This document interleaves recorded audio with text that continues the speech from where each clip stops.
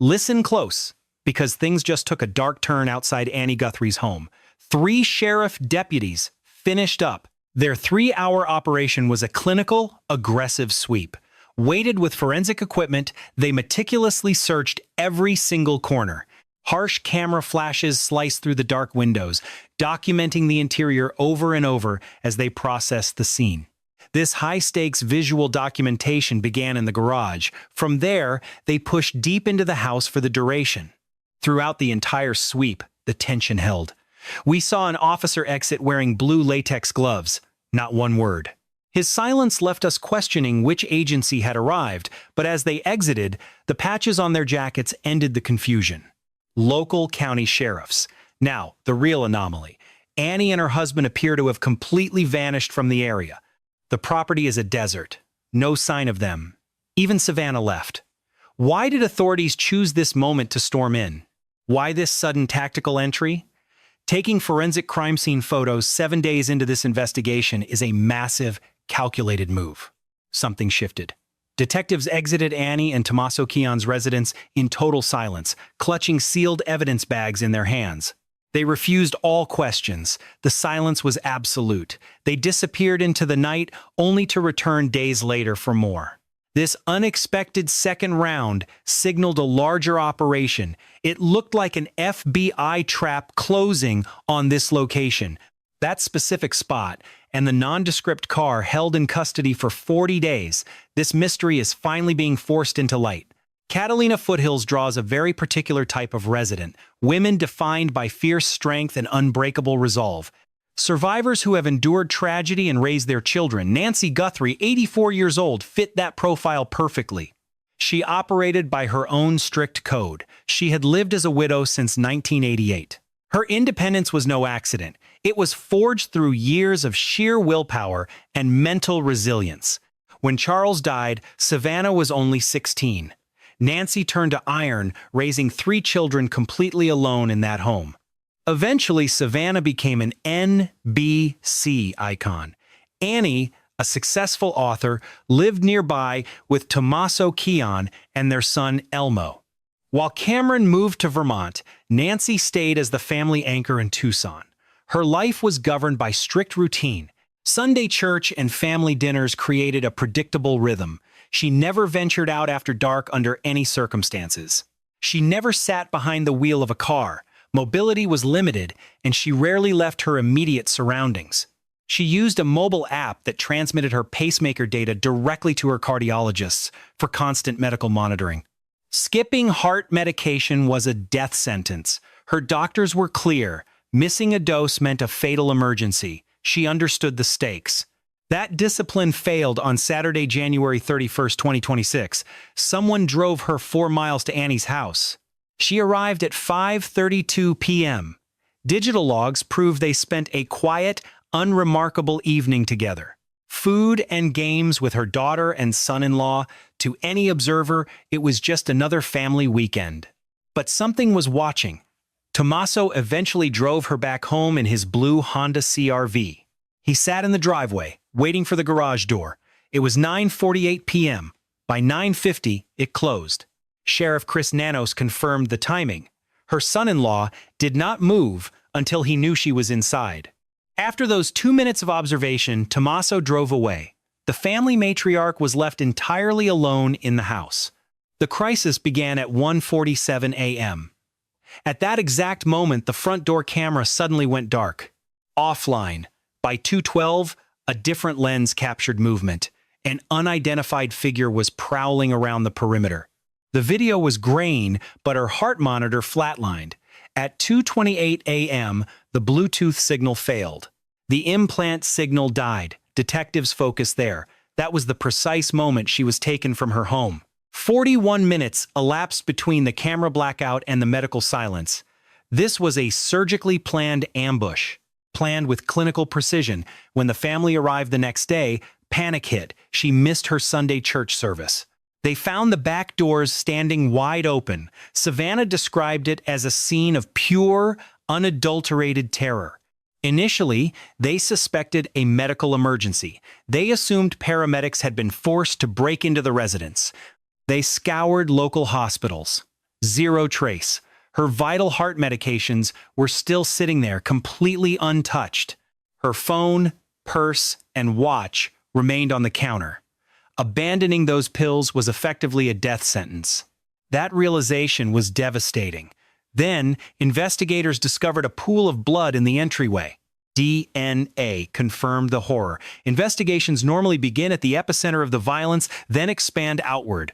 Detectives work from the center, hoping to catch the suspect in a tightening forensic net. They followed the procedural playbook to the letter, meticulously searching the property while deploying tactical units. K-9 units scoured the surrounding property. After analyzing hours of neighborhood security camera footage, the unit abruptly pivoted toward a location 4 miles away. They weren't hunting a dangerous fugitive, nor were they conducting a random tactical raid. Nothing of the sort. They moved with purpose, straight to the residence of a direct blood relative. Police effectively swarmed the home of the daughter who hosted that final meal, executing a 3-hour search while wearing full protective suits.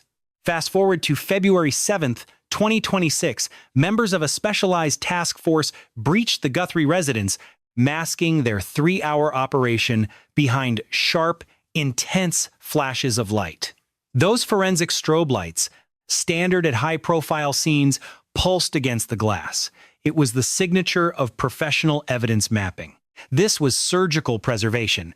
Tracy Walder, a former federal operative, later told People magazine that the investigators exited with specialized evidence kits. They carried brown collection bags designed to eliminate the risk of contamination. Walder's final assessment was clinical. This was not a bag of groceries. Numerous plastic bags filled with potential physical evidence left the home in the hands of gloved technicians. Those vital items were locked in a cruiser within seconds. The evidence was then integrated into a chain of custody so tight that the FBI has maintained a total blackout. NBC News confirmed this search was voluntary. Both owners allowed the detectives inside their home without a warrant or a fight. Many online sleuths and media critics have focused on a specific detail. They use it to convince the public the couple is innocent. But we are going to dismantle that, breaking down the reality of what that search uncovered and what the investigators actually missed. The deeper reasons police returned to that door suggest a reality far different from the public narrative. Stop for a second and listen. The truth is much more clinical than they want you to believe. Did you realize that authorities searched that exact same house on 2 separate dates? Post your theories below because that second visit leaked a detail the police never wanted out. Exactly 5 days after the initial search, the police returned on day 12. They did it without offering explanations, without any official press releases or scheduled updates. Detectives simply arrived, entered the house, and left. Local reporters covering the case confirmed that this second search at the Guthrie home was also done with the owner's full consent. When the press demanded answers about this return visit, the Pima County Sheriff said nothing. This brings us to an investigative truth. Professionals never re-examine a scene unless they face one of 2 specific scenarios. Either the first search yielded a major lead, or they found something that put the investigation's focus right back on that same front door. That would mean the bags collected on the 7th forced a mandatory follow-up for the detectives. Or the team missed a vital piece of evidence that became a high priority after new intel arrived. Both possibilities carry weight, but the timing of that second trip ties everything together. On February 11th, just 24 hours before the second raid, the FBI released a security video. The FBI director released the first security video showing our disguised perpetrator. Finally, the nation could see the individual suspected of kidnapping Nancy. That figure slid into the shot with terrifying, clinical calm. He raised his covered fingers directly toward the camera lens and ripped up nearby plants. The intruder showed zero panic or sense of urgency, locating the surveillance device without a single mistake. He moved through the blind spots like a professional who had clearly pulled off similar operations before. By dawn, authorities were already knocking on Annie and Tommaso's door again during that same window. A Tucson CNN affiliate received another extortion letter packed with highly classified forensic details. The document contained facts an average citizen could never know, instantly narrowing the suspect pool. Journalistic teams handed the paper to federal agents immediately. Over the next 48 hours, detectives saturated the neighborhood once more. They grilled every neighbor, looking for answers that would finally reveal the truth about what happened inside that house during those critical hours. These items are still missing from the public case file. 3 surgical strikes in rapid succession, out of nowhere, without a single warning. Local police leaked the footage. An anonymous extortion letter appeared, and federal agents raided the property for a second time. This is no coincidence. Elite investigators never make a move without a tactical objective in sight. In high-stakes federal kidnapping cases, every action requires a precise trigger to justify the resources. Whether chasing a new lead or tugging at a loose thread, the evidence brought them back to the Guthrie estate twice. Their choice of evidence was significant. They refused to overlook it and, more importantly, they refused to return it to the family. Securing evidence in a federal probe keeps the items under a microscope. It suggests the forensics labs are far from finished. The Pima County Sheriff impounded Annie and Tommaso's blue Honda CR-V for over 40 grueling days. Tommaso drove that exact vehicle on the night of January 31st. It stands as the final officially documented trip on record. That SUV carried Nancy from her last known location and dropped her off at home at 9:48 p.m. 2 minutes later, at 9:50, the car pulled away. It was the final moment of order before the nightmare began. Soon after, detectives seized it without a word. Now, shift the timeline forward to February 27th. Exactly 26 days had passed since her disappearance when a reporter from CBS 5 Arizona arrived, demanding answers. He asked what was happening with the vehicle. Authorities were blunt that Honda remained a critical component of the active investigation. That statement crushed any hope that the case was nearing an end. Getting the keys back was no longer an option. The investigation was red hot. The car stayed in state custody until March 11th, 40 days, for what should have been routine forensics. It was a full-scale federal operation. They hunted for genetic material, vacuumed up fibers, and used specialized chemicals throughout the interior. Technicians scanned for latent blood, latent fingerprints, and the car's internal GPS navigation history. These procedures usually take 48 hours. Holding the car for 40 days suggests a much more complex discovery. Perhaps initial findings required cross-referencing with external samples, or maybe the lab technicians hit an unexpected anomaly in the data. That specific anomaly launched a completely new direction in the missing persons case. There is another possibility. The vehicle was tied to a complicated web of physical evidence that remains unresolved even today. Former FBI agent Jennifer Coffindaffer analyzed this automotive mystery on March 1st, cutting right to the core issues. She provided a clinical legal view, pointing out that detectives relied entirely on consent for every search they conducted. They skipped the search warrants.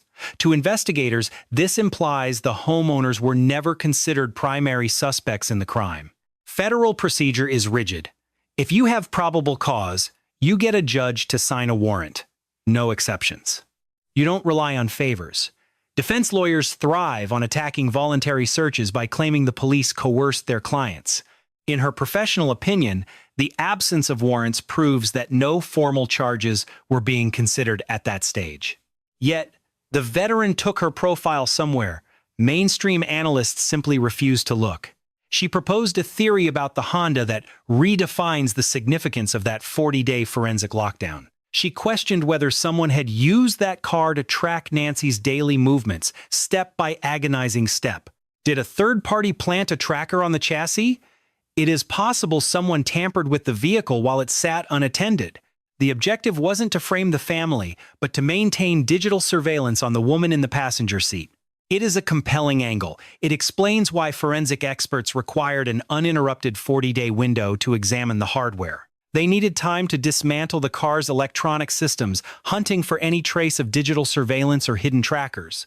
Eventually, police returned the car, but they kept their findings buried under a total media blackout. That lack of transparency is overwhelming. For those tracking this investigation, the silence speaks much louder than words ever could. Investigators hauled evidence crates out of Annie's home twice while the Honda sat impounded in the police lot. For 40 days, police swarmed Annie and Tommaso's street, completely bypassing the victim's house 6 kilometers away. By February 10th, CNN reported that agents were canvassing the Guthrie neighborhood with an unusual level of intensity. Officers were pressing neighbors for ring camera footage and demanding on-the-spot interviews with everyone on the block. This was no routine check. Multiple teams spent weeks patrolling the area, creating a public scene impossible to ignore. Gossip flooded the streets while news crews documented the disruption caused by the massive police presence. But the most disturbing part of this neighborhood sweep was the specific nature of the information detectives wanted. They were hunting for a singular piece of evidence to tie that property to Nancy's disappearance once and for all. Investigators bypassed the standard checklist, choosing to ignore the typical questions about unidentified men stalking the neighborhood. The forensic focus shifted toward a target that residents found deeply disturbing. Standard police procedure was discarded as detectives stopped looking for roaming vehicles or suspicious vagrants in the area. Residents noted a shift in the official tactical strategy. Interrogations centered on the couple, dissecting every one of Annie's daily habits. They dug deep, analyzing their psychological profiles and scouring their private affairs. They demanded evidence of psychological fractures, and when looking at February 1st, that data carries lethal weight. Authorities kept saturating the same streets and the same houses. Questioning revolved around the specific pair living within that isolated property. The forensics team processed the scene twice, proving that pressuring witnesses within a specific perimeter follows a high-stakes tactical calculation. This is deliberate triangulation, and police only return when vital pieces are missing from the puzzle. Detectives are convinced that the neighbors are unknowingly holding the missing fragments required to close this case. Establishing a psychological baseline allows agents to identify the exact moment a routine turned into a homicide.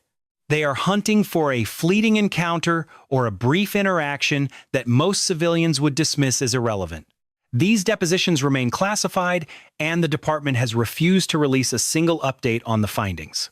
Make no mistake, a joint operation involving the FBI and local police rarely chases dead ends. No investigator returns to the same block 6, 8, or 10 times on a whim. They keep hitting that door because a forensic anomaly keeps them anchored there, so share this data with every true crime follower. This next phase reveals a tactical angle that the press failed to link to the search warrants. In the middle of the search, Sheriff Chris Nano dropped a devastating bombshell to CBS News. Ignoring the weight of his own words, the sheriff disclosed exactly how much real access the Guthrie family granted the police. He made it clear his team did far more than ask routine questions or seek simple answers. The chief confessed his team seized vehicles, entered the properties, and took all mobile phones. He noted the family cooperated fully and force was never required. Despite that, he admitted the police put them through hell. When a high-ranking officer says witnesses were dragged through hell, it proves this was far more than a simple chat. You do not use such raw language for someone who simply signs a statement and surrenders their phone. That specific rhetoric implies detectives squeezed every possible drop of information during these grueling interrogation marathons. The investigation was clearly invasive, leaving no physical or digital evidence unexamined, tearing apart homes and forensic car, dismantling leaves, permanent psychological scars on everyone involved. Every piece of evidence was handed over voluntarily by week 9, a fact verified by the top command. While detectives were sweeping the family, a parallel shadow investigation was quietly unfolding elsewhere. CBS News confirmed that a federal agent entered a Tucson gun store and presented sensitive photos to the clerk. They were clear portraits with full names written on the back, and the order was direct. They demanded gun sales records from the past 12 months, though the identities in those photos remain a legal secret. The FBI is hunting for specific buyers located within the city limits. Lab technicians simultaneously dismantled the relative's house while searching the primary vehicle for forensic traces. Surveillance footage caught the suspect carrying a handgun in a visible holster. Veterans immediately flagged the scene as a sloppy and massive rookie mistake.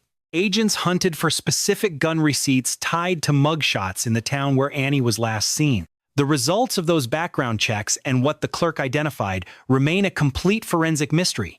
The operation confirmed the targets were Tucson locals, while authorities simultaneously conducted high-stakes raids on their properties.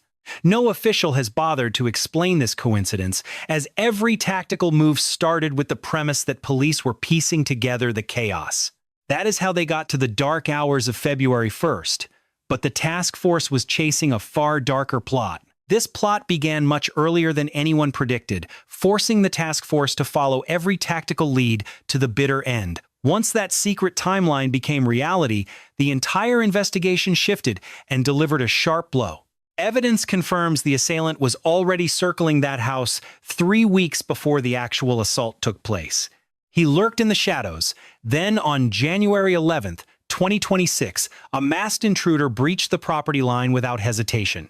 He wasn't carrying bags this time. He intentionally ditched the heavy tactical gear to move light and minimize his profile. He spent hours coldly surveying the perimeter in a pure reconnaissance mission, executing a calculated rehearsal for the kill. He operated like a professional hitman, memorizing every corner of the structure, obsessed with ensuring a flawless, clinical strike. No one outside the inner police circle was supposed to know this advanced rehearsal even existed. Investigators locked this evidence away because when you're searching for a kidnapping victim, total silence is the best weapon. It was vital that the stalker's earlier movements remained under absolute secrecy and the highest possible classification level. If the criminal doesn't know what the police are holding, his own paranoia starts working against him immediately. That's when suspects make fatal mistakes, so that detail about the double visit was guarded like a radioactive secret. They knew the key to understanding his methodology was right there, but then the FBI director ruined the play. He leaked that January 11th photo online, which left field agents completely exposed and caused their tactical advantage to vanish. Instantly, the victim's family begged Tucson neighbors to scour every security camera and digital record for any sign of him. It all came down to 3 specific dates: January 11th, January 31st, and those final moments that early morning. February 1st changed everything because the case wasn't about one night anymore. It was 3 full weeks of lethal premeditation. Officers are certain someone in that neighborhood witnessed the prelude to this horror during the January 11th scouting mission. A female neighbor contacted the press claiming she saw a suspicious man prowling around her yard on those exact days. He wore plain clothes and kept his face hidden under a cap while he scouted the property during those times. He moved stealthily, analyzing every inch of the block in a dry run before vanishing completely for 3 long weeks. When he returned, it took him just 41 minutes to execute his plan perfectly, moving through the house like smoke. He possessed the terrifying confidence of a man who had run through the entire crime in his mind 100 times. Those 3 weeks of surveillance raise a disturbing suspicion. How did this monster know her private schedule with such precision?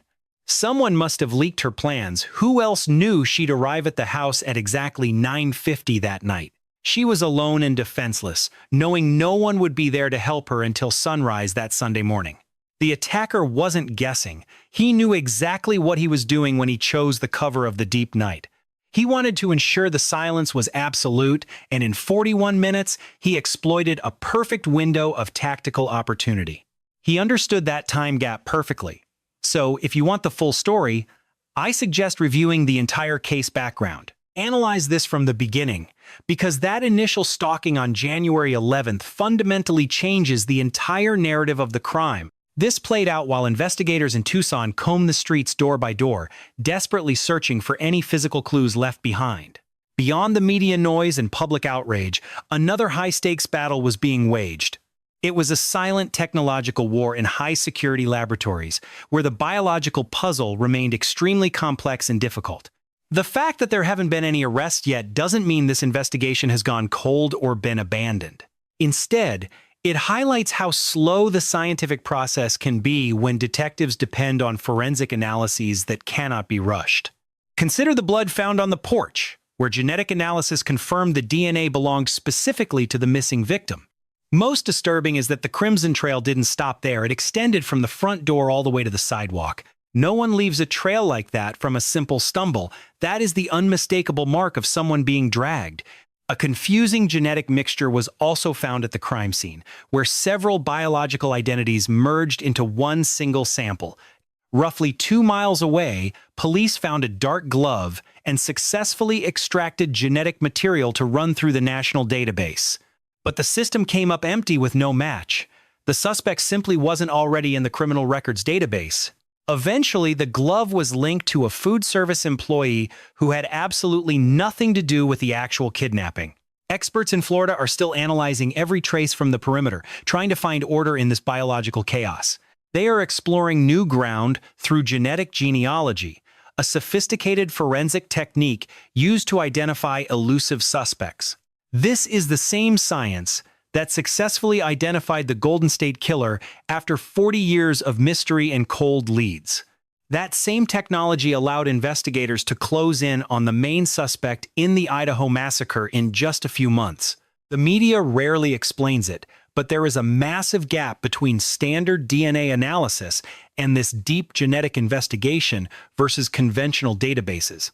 Digital databases prove worthless when a suspect lacks a prior record, creating a massive forensic blind spot.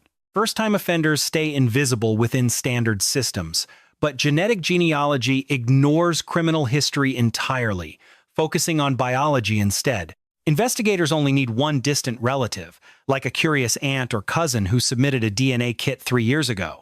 That minor choice creates a match that destroys a suspect's cover as millions continue submitting samples for testing. Locating a biological match is far more probable than hoping for a breakthrough within stagnant federal cold case files. After securing a bloodline, investigators dismantle the entire family tree, scrutinizing every living relative to find their man. They isolate individuals matching the killer's age and location, systematically stripping away alibis while verifying every forensic detail. This exhaustive process demands months of street-level fieldwork, forcing police to examine every distant cousin with absolute precision. Make no mistake, the laboratory never sleeps, and the genetic net is constricting around the target with every hour. Buried within those digital branches is the figure who tracked her on January 11th and marked her for execution. Like this video if you believe hard science will eventually rip this case wide open and deliver finality. Subscribe to join the search for truth and witness the exact moment these individuals are forced to face justice. Precisely 8 weeks into this ongoing nightmare, the victim's daughter stood before the morning show cameras to speak. Accompanied by her co-host, she struggled to articulate the absolute devastation her family has endured since the attack. They suffered through this trauma behind closed doors, yet she collapsed under the weight of it multiple times on air. She admitted to the crushing agony of waking up in the dark, constantly replaying the sheer terror her mother experienced. She hovered between professional duty under the lights and a total psychological breakdown right there in the studio.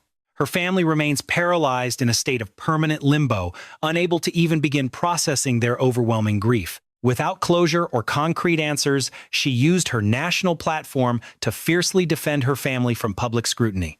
She intervened the second the host cited malicious internet rumors, launching a direct assault against those toxic accusations.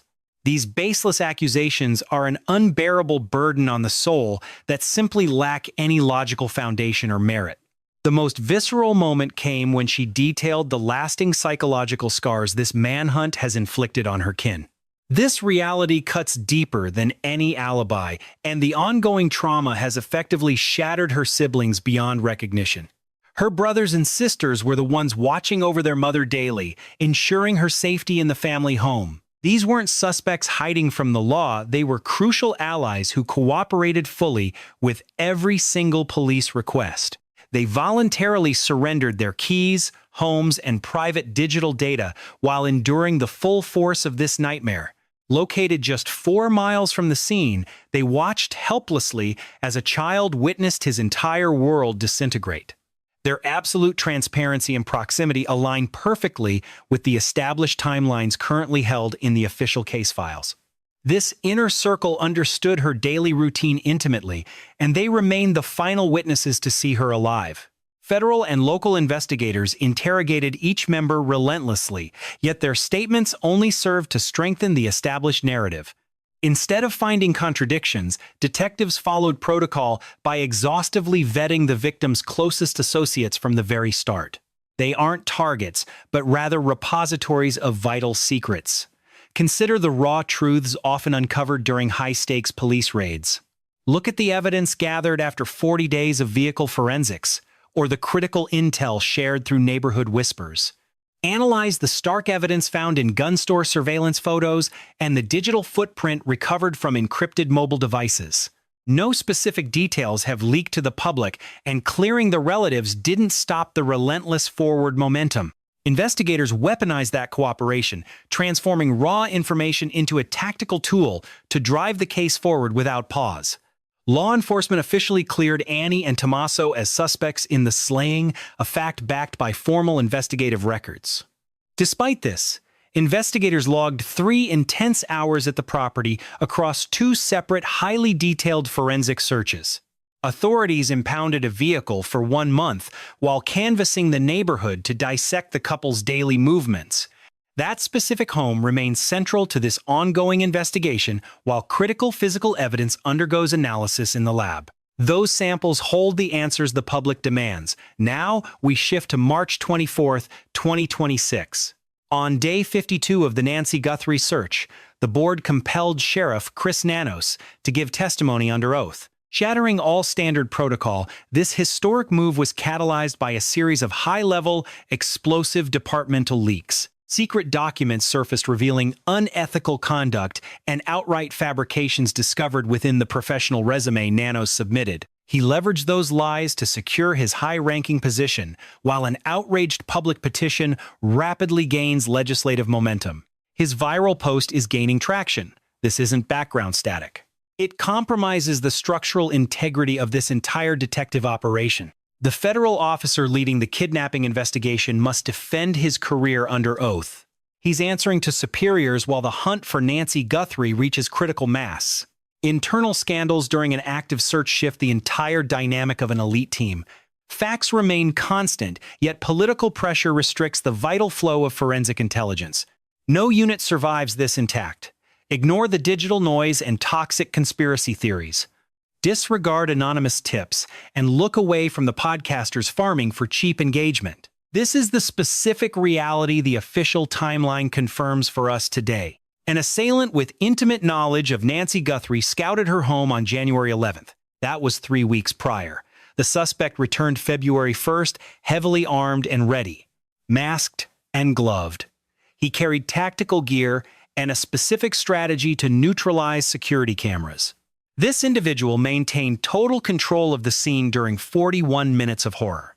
Despite no immediate database hits, he left behind complex traces of DNA evidence. He forced genealogical comparisons after discarding a civilian hand warmer 2 miles away. He navigated the dark residence with a focused, methodical, and icy composure.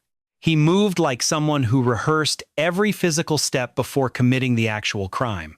Investigators executed 2 searches on the home of the last people seeing Nancy alive. They seized their vehicle for 40 days, returning it later without any formal briefing. Neighbors endured aggressive questioning where detectives focused exclusively on that one specific couple. They seized both mobile devices immediately. The lead investigator called the entire process grueling. A federal agent visited a Tucson gun shop to display photos of specific targets. He demanded 12 months of credit card records. The core mystery is insider access. Who fed the assailant the intelligence required to breach the home and exit fast? How did he identify the window? How did he confirm she'd be completely alone? Who identified which monitor to grab? Someone leaked data. Detectives are identifying that source. The breakthrough won't happen at a podium. True justice will emerge from a laboratory. This evidence redefines the entire investigation. Nancy Guthrie is an 84-year-old beloved grandmother. She was forcibly taken in her nightgown, barefoot, and then she simply ceased to exist. Morning came, but she didn't. Her phone rings out. She deserves the absolute truth. This manhunt, though fractured by heavy scrutiny, is finally narrowing down on a suspect. Nancy has been missing for 59 brutal days. The active investigation is still scorching. Forensic experts are working 24 hours a day. We're still waiting for the handcuffs. Scientific analysis will break this open. If you have leads from January or February, or from that dark night on February 1st, 2026, call 1-800-CLL-FBI. You can stay completely anonymous. The $1 million reward remains fully active. Subscribe now and enable all notifications. I'm monitoring every development in this kidnapping case. Check the full Nancy Guthrie files below. We've categorized every piece of available evidence. Share this video with anyone who needs to grasp the full weight of this tragedy. Start from the first episode. These dark secrets still have plenty of stories to tell. This investigation brings us face to face with a reality we ignore until it's late. The elderly need more than pills. They require security and genuine human connection. A long life built on resilience should never conclude in terror or total isolation. When a person spends decades dedicated to family, that life earns respect and protection. There's a vital lesson here for everyone. We cannot afford to make simple assumptions. False independence masks a breaking point, while fragility remains concealed behind a facade of stoic dignity. One missed call or a shattered routine signals something darker, turning an unusual silence into a forensic red flag. That silence represents a terminal cry for help that went ignored, proving that true care requires tactical, constant vigilance. Devotion requires sharp interrogation, forcing us to notice details and shield those at risk. Social health is not measured by empty rhetoric regarding family values, but by the raw consistency of our protection. We must secure our most vulnerable members immediately. Consider this a final warning to prioritize every life you claim to value. Monitor the elderly with precision and never dismiss a single human life as mundane, because every second of intervention dictates a permanent outcome.